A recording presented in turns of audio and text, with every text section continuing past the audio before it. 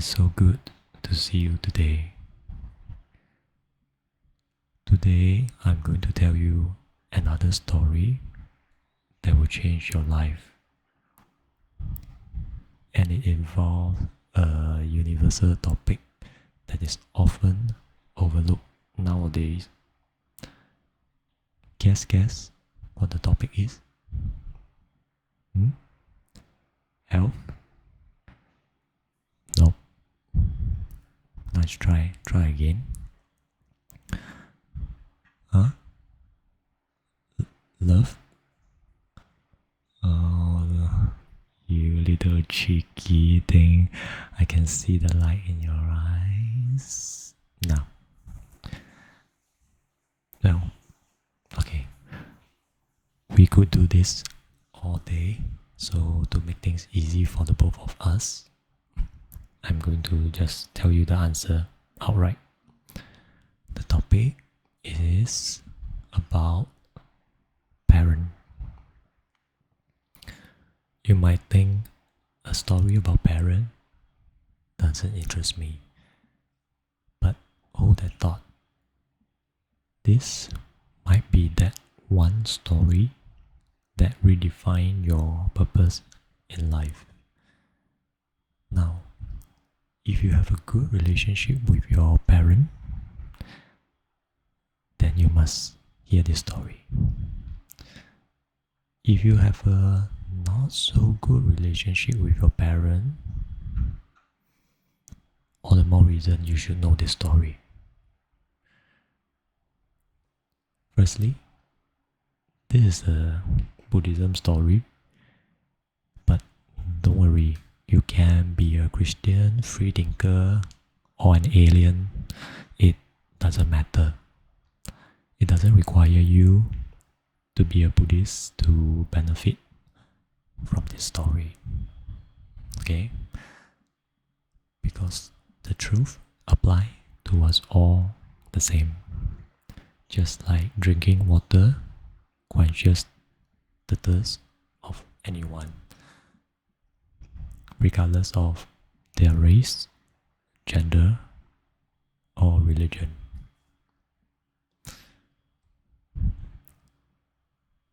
Okay, this story, just to give you some background, this story happened around 2,500 years ago when the Buddha was traveling with his disciples.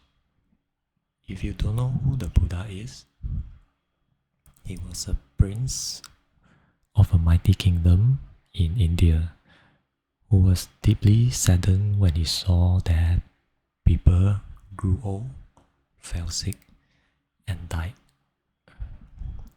And so he abandoned his princehood to seek the way to be free of the suffering of birth, old age, illness, and death. Well, eventually he awakened to the essence of his existence and realized the causes that lead to birth, sickness, and death of all beings in the universe. And he also found the way to be liberated from those suffering. In short, the term Buddha means the awakened one. And the Buddha shared what he realized with the people at the time so that they could walk the path to be free of physical and mental suffering if they wish. So that is a brief intro of who the Buddha is. And now is story time. You ready? Good. Okay. Okay, so because this is a serious matter, so I won't joke around like I sometimes do in my other videos. So pardon my seriousness. Okay. At one time, the Buddha led his great assembly of disciples on a walk toward the south. Suddenly they came upon a pile of bones beside the road, and the Buddha turned to face them, placed his 5 limbs on the ground, and bowed respectfully. One of the Buddha's disciples, Ananda, put his palms together and asked the Buddha, he said, "The Buddha is the great teacher of the triple realm and the compassionate father of beings of the 4 kinds of birth. He has the respect of the entire assembly. What is the reason that he now bows to a pile of dried bone?" The Buddha told Ananda, "Although all of you are my foremost disciple and have been member of the Sangha for a long time, you still have not achieved far-reaching understanding. This pile of bone could have belonged to my ancestors from former lives. They could have been my parents in many past lives. That is the reason I now bow to them." The Buddha continued speaking to Ananda. "These bones we are looking at can be divided into 2 groups. One group is composed of the bones of men, which are heavy and white in color. The other group is composed of the bones of women, which are light and black in color." Ananda said to the Buddha, "World-honored one, when men are alive in the world, they adorn their bodies with robes, belts, shoes, hats, and other fine attire, so that they clearly assume a male appearance. When women are alive, they put on cosmetics, perfume, powder, and elegant fragrance to adorn their body, so that they clearly assume a female appearance.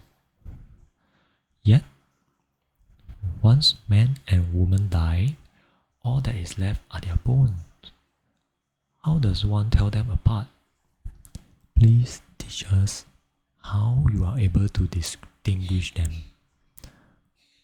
The Buddha answered Ananda, "If, when men are in the world, they enter temple, listen to explanation of sutra and Vinaya texts, make obeisance to the triple jewel, and recite the Buddha's name, then, when they die, their bones will be heavy and white in color.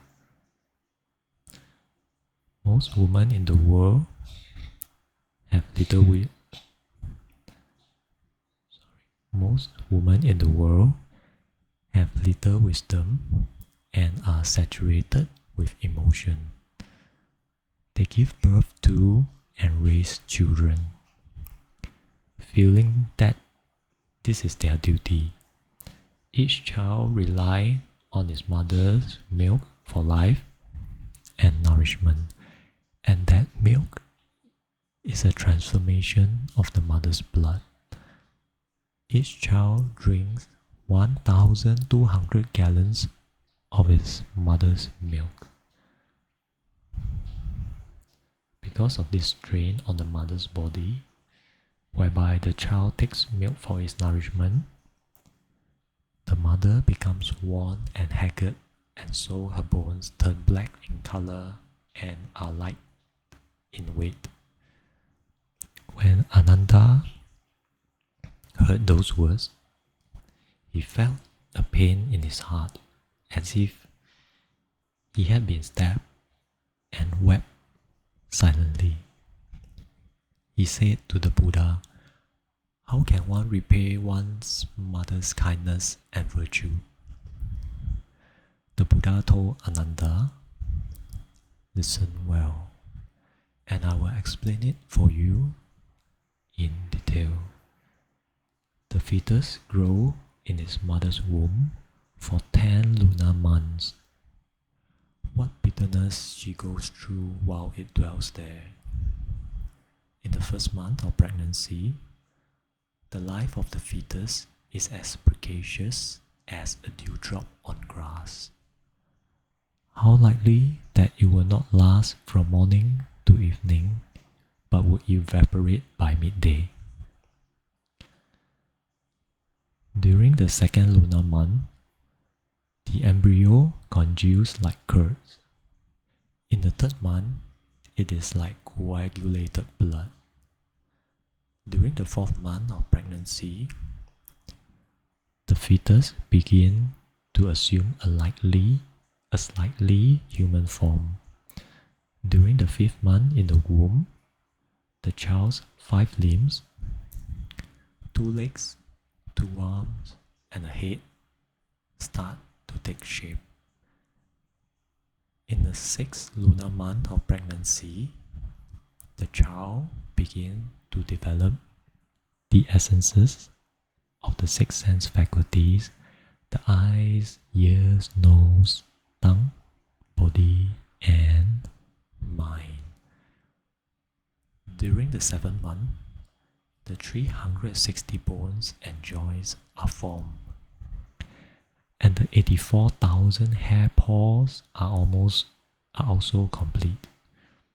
In the 8th lunar month, the intellect and the 9 apertures are formed.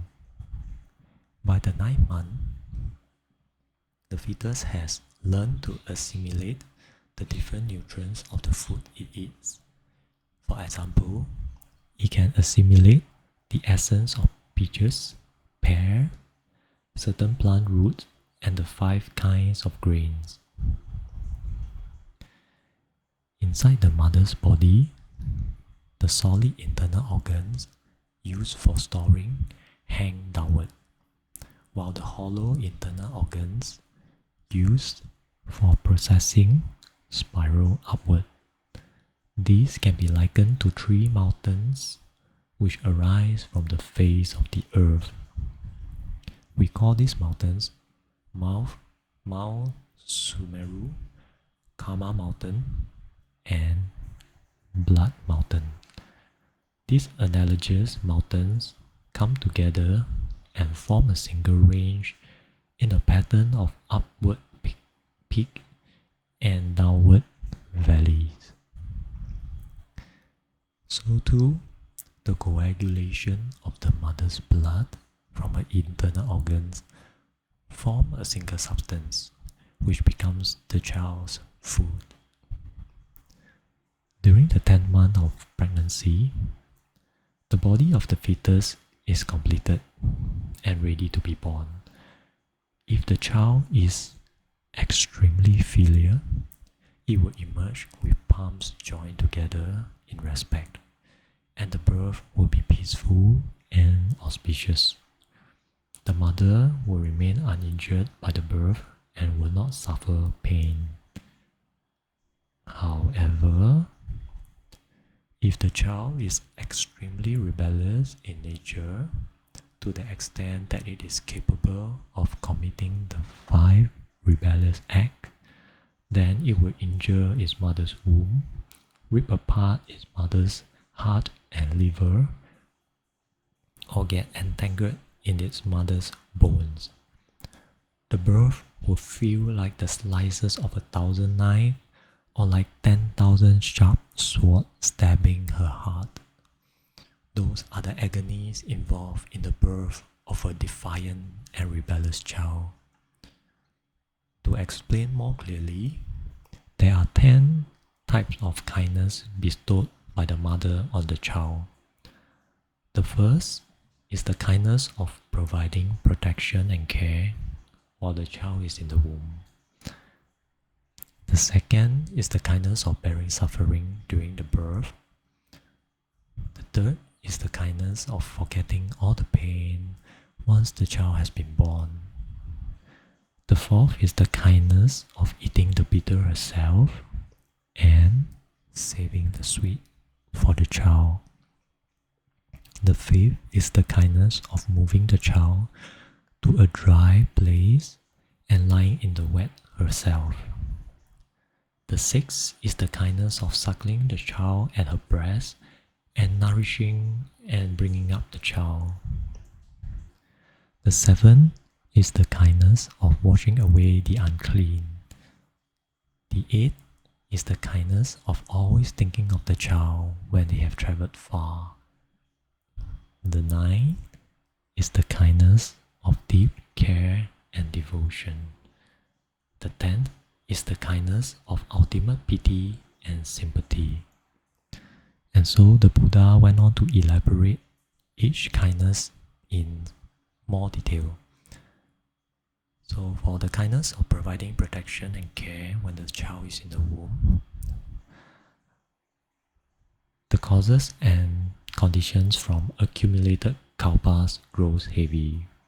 Kalpa is basically a measure of time, of a long period of time, similar to eons, like billions of years. One kalpa can be billions of years. It's like a duration of an entire world system from its rise to its decline.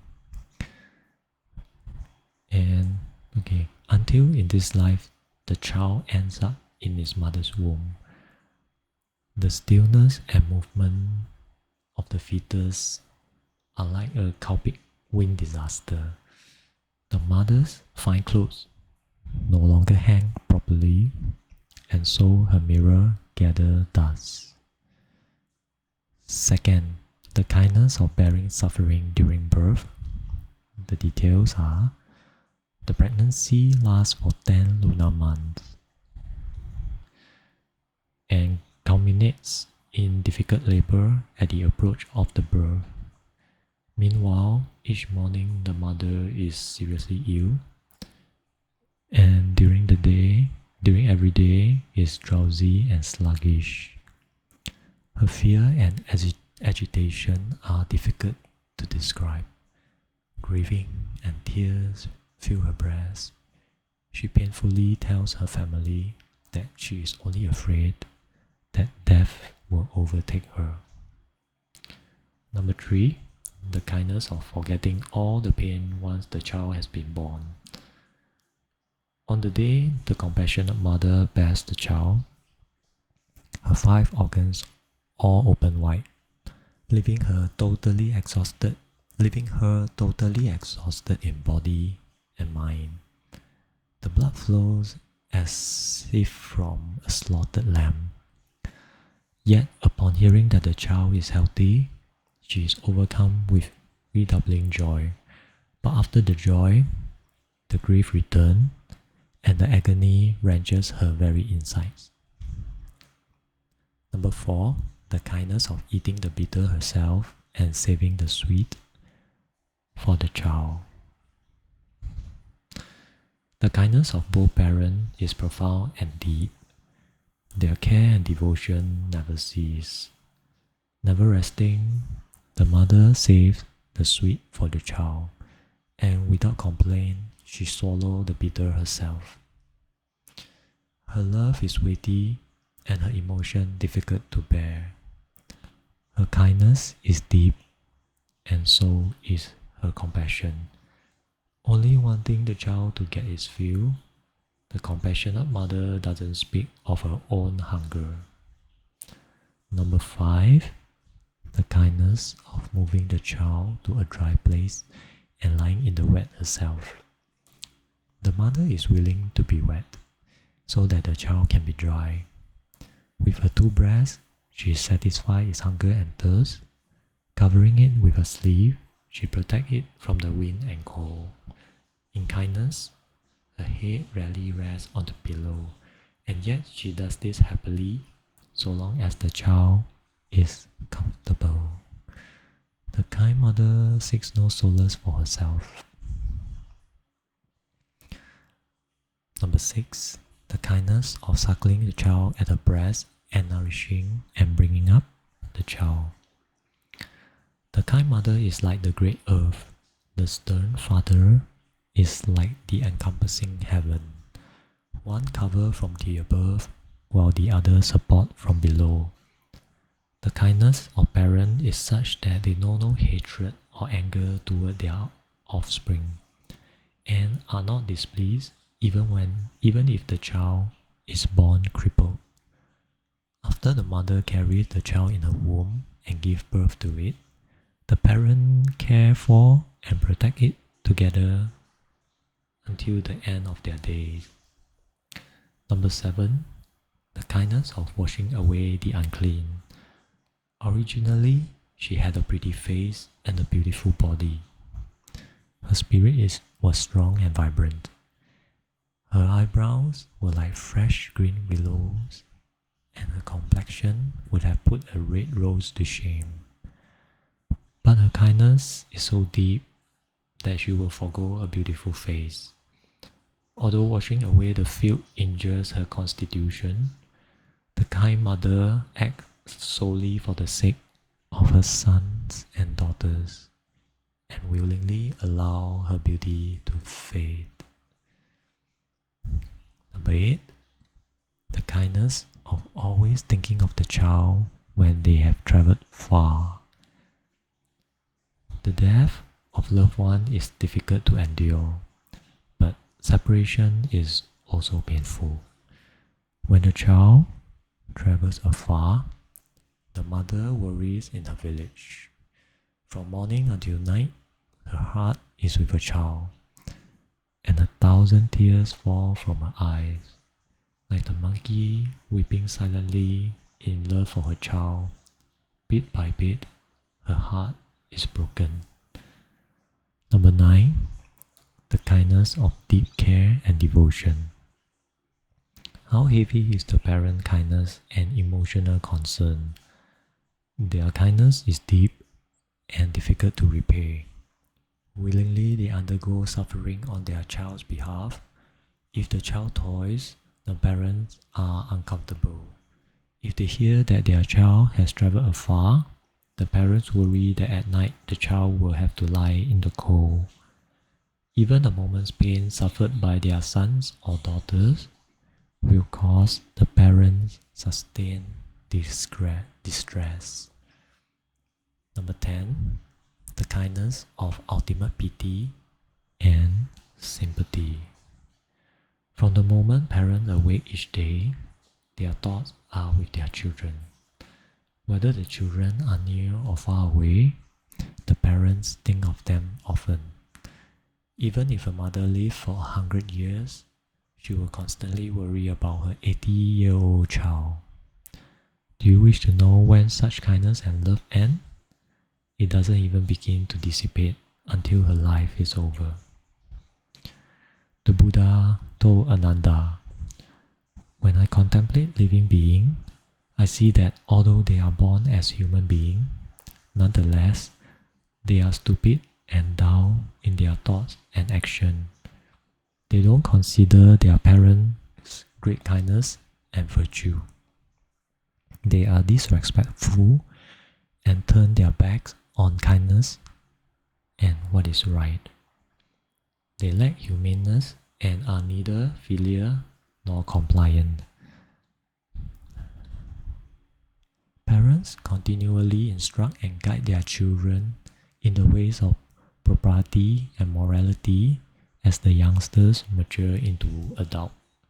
They arrange marriages for them and provide them with property and wealth, or devise ways to get it for them.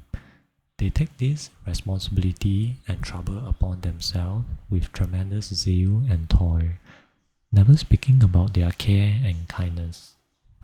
When a son or daughter becomes ill, parents are worried to the point that they may even grow ill themselves.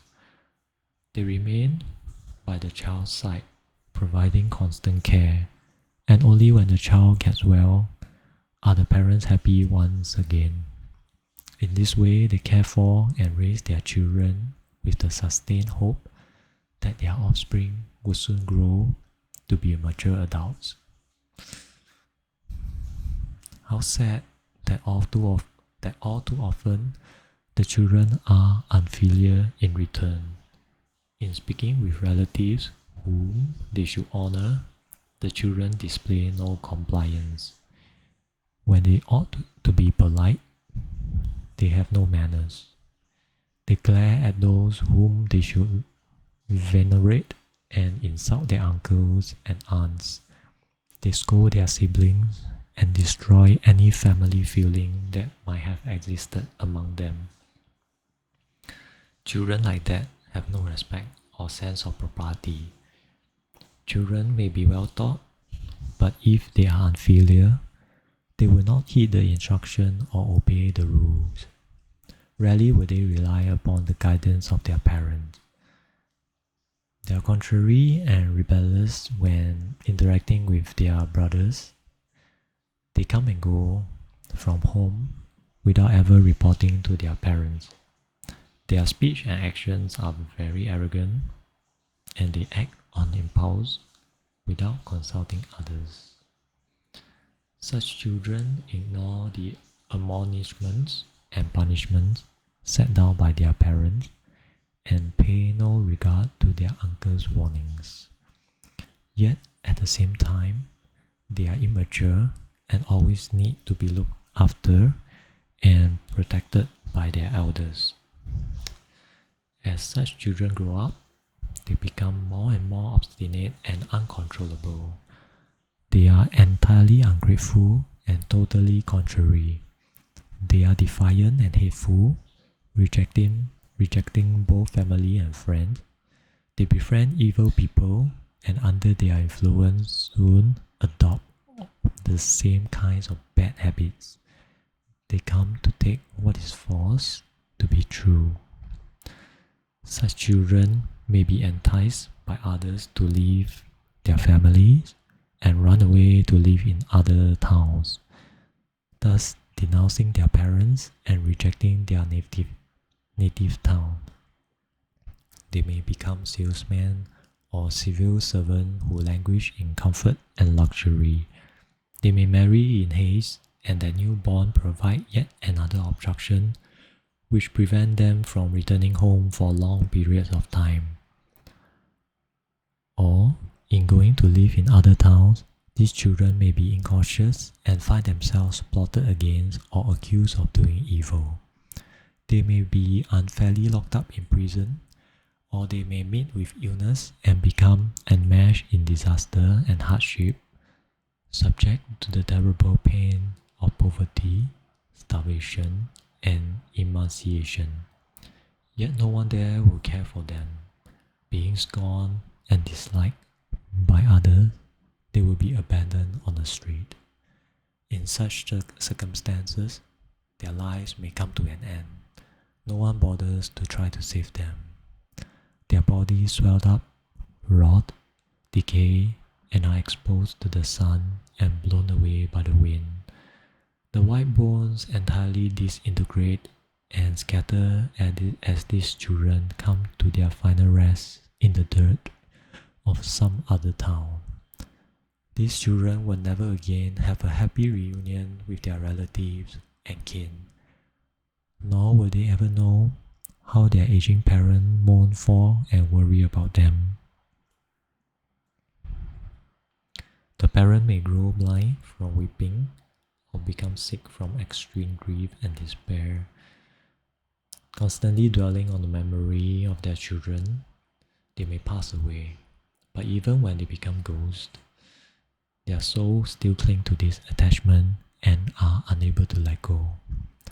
Others of these unfilial children may not aspire to learning, but instead become interested in strange and bizarre doctrine. Such children may be villainous, coarse, and stubborn, delighting in practices that are utterly devoid of benefit. They may become involved in fights and thefts, setting themselves at odds with the town by drinking and gambling. As if their own debauchery were not enough, they drag their brothers into it as well, to the further distress of the parents. If such children do live at home, they leave early in the morning and do not return until late at night.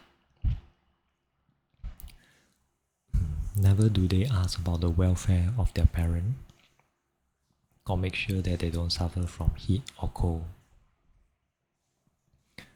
They do not inquire after their parents' well-being in the morning or the evening. In fact, it never occurred to these unfilial children to ever ask whether their parents have slept comfortably or rested peacefully. Such children are simply not concerned in the least about their parents' well-being. When the parents of such children grow old and their appearance become more and more withered and emaciated, they are made to feel ashamed to be seen in public and are subjected to abuse and oppression. Such unfilial children may end up with a father who is a widower or a mother who is a widow. The solitary parents are left alone in empty houses, feeling like guests in their own homes. They may endure cold and hunger, but no one takes heed of their plight. They may weep incessantly from morning to night, sighing and lamenting. It's only right that children should provide for aging parents with food and drink of delicious flavors, but irresponsible children are sure to overlook their duties. If they ever do attempt to help their parents out in any way, they feel embarrassed and are afraid people will laugh at them. Yet, such offspring may lavish wealth and food on their own wives or children, disregarding the toil and weariness involved in doing so. Other unfilial offspring may be so intimidated by their wives that they go along with all of their wishes. But when appealed to by their parents and elders, they ignore them and are totally unfazed by their pleas. It may be the case that daughters were quite filial to their parents before their marriages, but that they become progressively rebellious after they marry. This situation may be so extreme that if their parents show even the slightest sign of displeasure, the daughters become hateful and vengeful toward them. Yet they bear their husband's scolding and beatings with sweet tempers, even though their spouses are outsiders with other surnames and family ties. The emotional bonds between such couples are deeply entangled, and yet those daughters hold their parents at a distance. They may follow their husband and move to other towns, leaving their parent behind entirely. They do not long for them and simply cut off all communication with them. When the parents continue to hear no word from their daughters, they feel incessant anxiety. They become so fraught with sorrow that it is as if they were suspended upside down.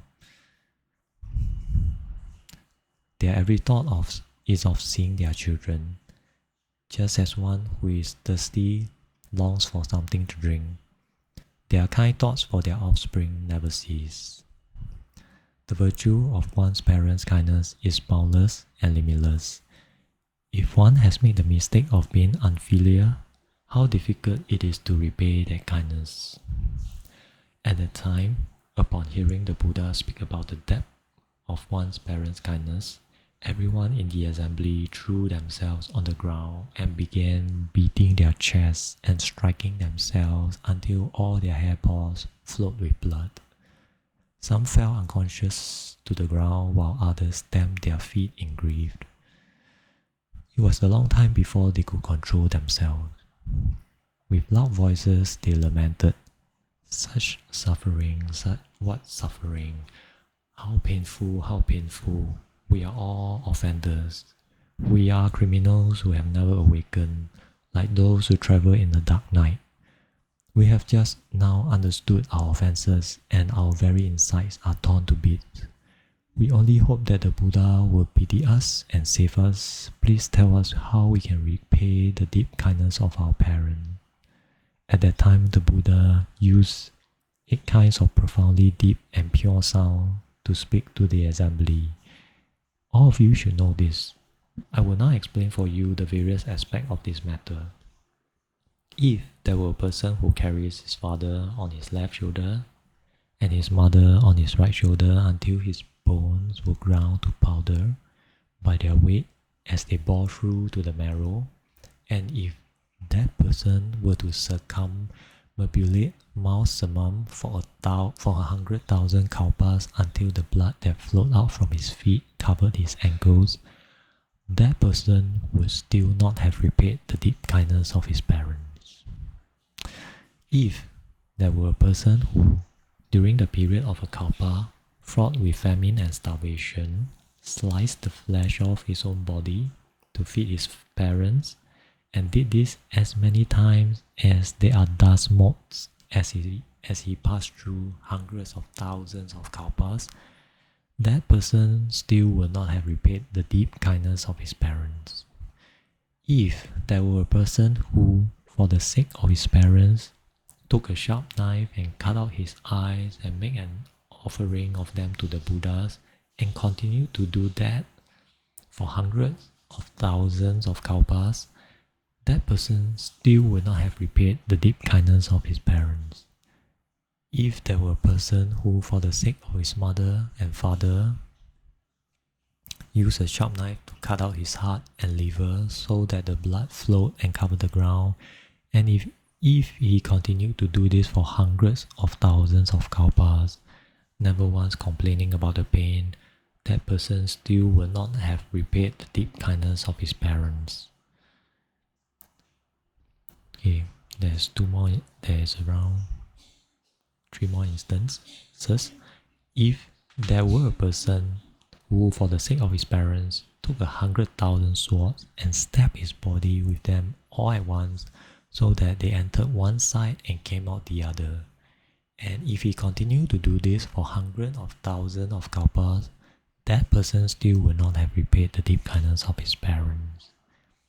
If there were a person who, for the sake of his parents, beat his bones down to the marrow and continued to do this for hundreds of thousands of kalpas, that person still will not have repaid the deep kindness of his parents. The last one. If there were a person who, for the sake of his parents, swallowed molten iron pellets and continued to do this for hundreds of thousands of kalpas, that person still will not have repaid the deep kindness of his parents. At that time, upon hearing the Buddha speak about the kindness and virtue of parents, everyone in the great assembly wept silent tears and felt searing pain in their hearts. They reflected deeply, simultaneously, brought forth shame, and said to the Buddha, "World-honored one, how can we repay the deep kindness of our parents?" The Buddha replied, "If you wish to repay your parents' kindness, write out this sutra on their behalf. Recite this sutra on their behalf." Sutra basically is stories involving the Buddha preaching and sharing the truth to his disciples. Those incidents, each of those incidents is considered a sutra. So this particular event is a sutra. This story is considered a sutra. Okay. Recite this sutra on their behalf. Repent of transgressions and offenses on their behalf. For the sake of your parent, make offerings to the triple jewel. For the sake of your parent, hold the precept of pure eating. For the sake of your parent, practice giving and cultivate blessings. If you are able to do these things, you are being a filial child. If you do not do these things, you are a person destined for the hells. interesting part is about to come. The Buddha told Ananda, if a person is not filial, when his life ends and his body decays, he will fall into the spaceless FVC hell. This great hell is 80,000 yojanas in circumference and is surrounded on all four sides by iron walls. Above, it is covered over by nets, and the ground is also made of iron. A mass of fire burns fiercely, while thunder roars and bright bolts of lightning set things afire. Molten brass and iron fluids are poured over the offenders' bodies. Brass dogs and iron snakes constantly spew up fire and smoke which burn the offenders and broil their flesh and fat to a pulp. Oh, such suffering, difficult to take, difficult to bear. There are poles, hooks, spears and lances, iron halberds and iron chains, iron hammers and iron awls. Wheels of iron knives rain down from the air. The offender is chopped, hacked, stabbed, and undergoes this cruel punishment for kalpas without respite. Then they enter the remaining hells, where their heads are kept with fiery basins, while iron wheels roll over their bodies, passing both horizontally and vertically until their guts are ripped open and their bones and flesh are squashed to a pulp. Within a single day, they experience myriad births and myriad deaths. Such sufferings are a result of committing the 5 rebellious acts and of being unfilial when one was alive. At that time, upon hearing the Buddha speak about the virtue of parents' kindness, everyone in the great assembly wept sorrowfully and addressed the Buddha. On this day, how can we repay the deep kindness of our parents? The Buddha said, now this is the important part. As I mentioned before, the Buddha said, disciples of the Buddha, if you wish to repay their kindness, then for the sake of your parents, print this sutra. This is truly repaying their kindness. If one can print 1 copy, then one will get to see 1 Buddha. If one print 10 copies, then one will get to see 10 Buddhas. If one print 100 copies, then one will get to see 100 Buddhas. So on and so forth. This is the power derived when good people print sutras. All Buddhas will forever protect such people with their kindness and can immediately cause the parents of such people to be reborn in the heavens, to enjoy all kinds of happiness and to leave behind the sufferings of the hells. At that time, Ananda and the rest of the great assembly felt all the hairs on their bodies stand on end when they heard what the Buddha had said. They wept grievously and were unable to stop themselves. Each one of them made a vow saying, all of us, from now until the exhaustion of the bounds of the future, would rather that our bodies be pulverized into small particles of dust for 100,000 kalpas than to ever go against the Buddha's sagely teachings. We would rather that our tongues be plucked out so that they will extend for a full yojana. A yojana is a measure of distance. I think if I recall correctly, is around 6 to 12 kilometers, roughly that. And that for 100,000 kalpas, an iron plow would run over them. We would rather have 100,000 bladed wheel roll freely over our bodies than ever go against the Buddha's sagely teachings. We would rather that our bodies be ensnared in an iron net for 100,000 kalpas than ever go against the Buddha's sagely teachings. We would rather that for 100,000 kalpas, our bodies be chopped, hacked, mutilated, and chiseled into 10 million pieces so that our skin, flesh, joints, and bones will be completely disintegrated than ever to go against the Buddha's sagely teachings. At that time, Ananda, with a dignity and sense of peace, rose from his seat and asked the Buddha, "Well-honored one, what name shall this sutra have when we accord with it and uphold it?" The Buddha told Ananda, "This sutra is called the Sutra about the deep kindness of parents and the difficulty of repaying it. Use this name when you accord with it and uphold it."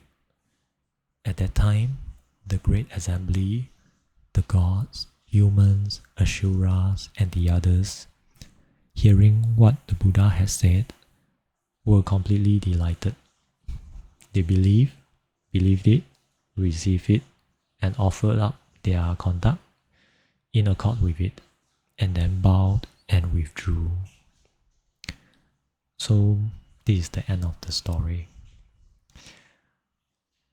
I hope it is not too grim for you.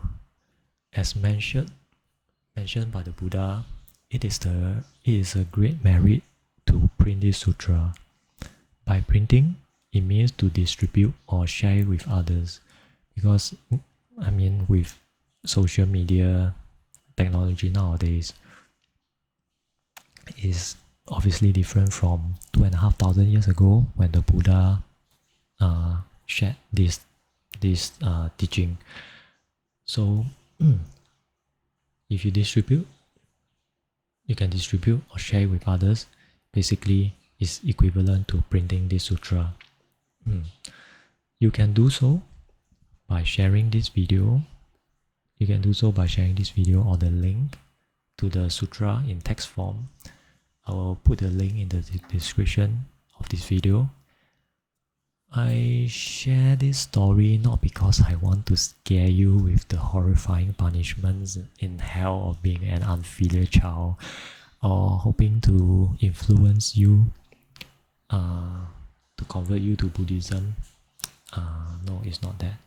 I share it because I think many people today take their parents for granted and are carried away with their own right of speech and thinking that just because they can express themselves, they think they should, even if they do it with disrespect or at the expense of their parents' happiness.